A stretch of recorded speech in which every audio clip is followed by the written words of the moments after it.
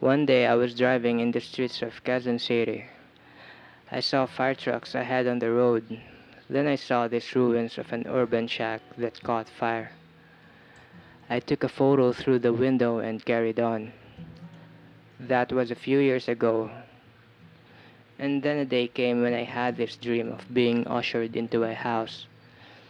This house was in a constant collapse, which reminded me of the photos of the shack that has been sitting on my phone for a while. And I thought these photos were a good subject to paint. I could do a lot of abstractions on it, play with flat shapes, lines, and make it totally look unrecognizable from the actual subject. There's a woman in the photo, and I thought of making this figure wear a formal, traditional clothing and put her against the ruins of the shack to have an element of social class contrast. But I dropped it. It takes away from the abstraction that I want to be the main point of the piece. Adding a human subject eats up the visual attention of the whole painting, especially if it's a solo figure. I decided to not include the figure so that the painting would be all about the structure of the shack. I'm planning to make a series of this, like a long-standing series. I'll add to it from time to time and it will just go on indefinitely.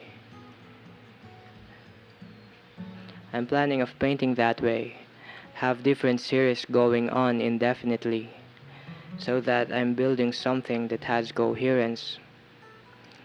And this one I will call Dream House.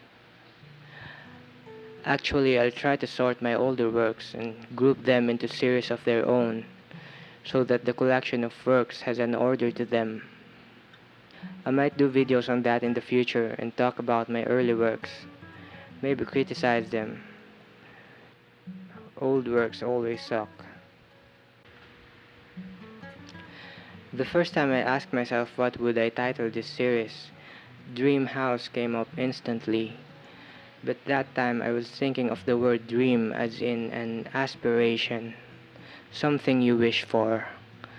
And I thought that was cool because it was ironic. Typical idea of a dream house is a lavish place and I'm painting the ruins of a shack. But then searching online about the symbolism of the house in psychoanalysis, I learned about this Carl Jung's famous dream where each floor represents something about the self. I haven't read deeply into it, but it's very interesting to apply that concept to my own dream. My dream of a house with collapsing floors.